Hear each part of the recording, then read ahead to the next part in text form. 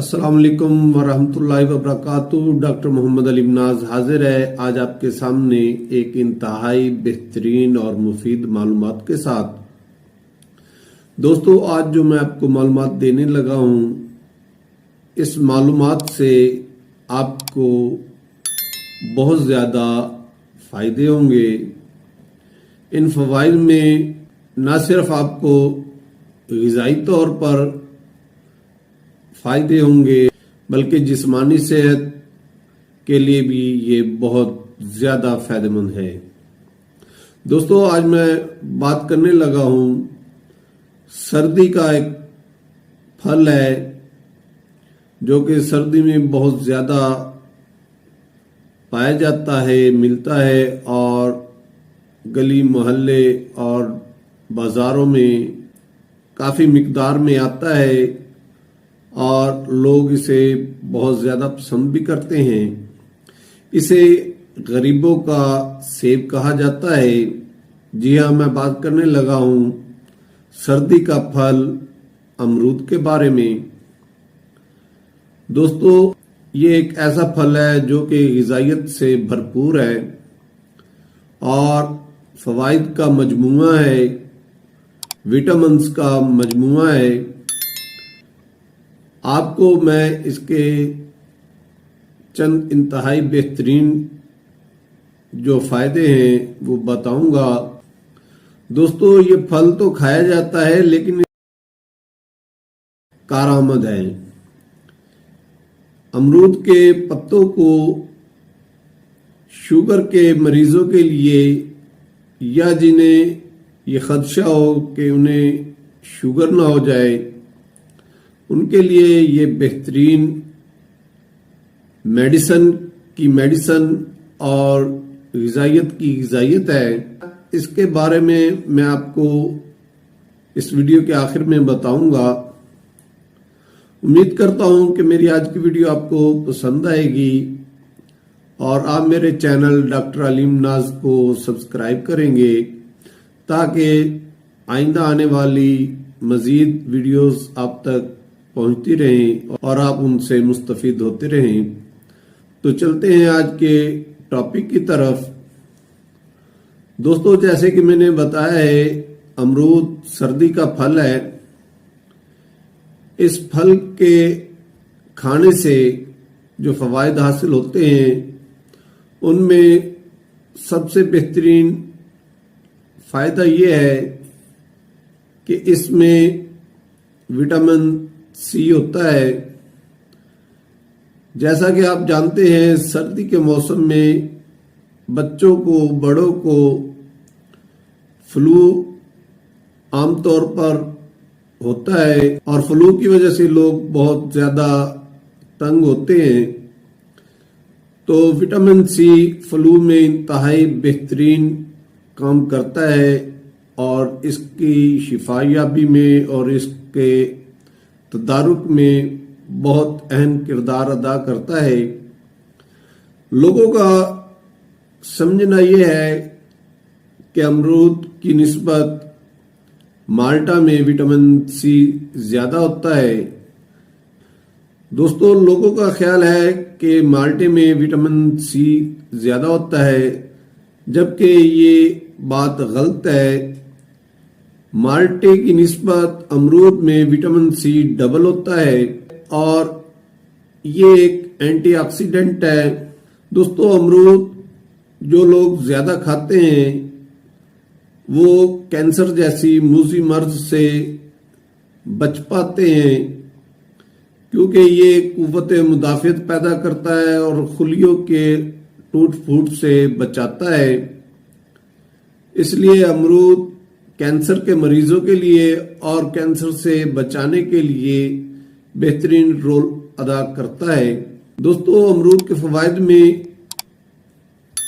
ایک فائدہ یہ بھی ہے کہ یہ بھوک زیادہ لگاتا ہے۔ دوستو، امرود کے فوائد میں ایک فائدہ یہ بھی ہے کہ اس کی وجہ سے کولیسٹرول کنٹرول میں رہتا ہے۔ ایچ ڈی ایل اچھا کولیسٹرول زیادہ ہوتا ہے، مزید انکریز ہوتا ہے۔ اس وجہ سے یہ دل کی بیماریوں کے لیے اور ہائی بلڈ پریشر کے لیے بہترین ہے، اسے کنٹرول رکھتا ہے۔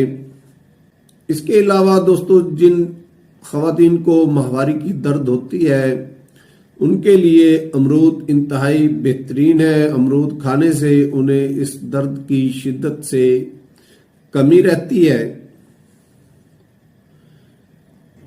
امرود کھانے والے افراد کو قبض نہیں ہوتی اور یہ قبض کشا ہے۔ 2 روز کے امرود کھانے والے شخص کا وزن کم ہوتا ہے کیونکہ اس میں کیلوریز زیادہ ہوتی ہیں۔ اس وجہ سے بھوک کی کمی رہتی ہے، پیٹ بھرا رہتا ہے۔ اس کے علاوہ مدافعتی نظام میں اضافہ ہوتا ہے۔ اعصاب کی طاقت کے لیے امرود بہترین غذا ہے۔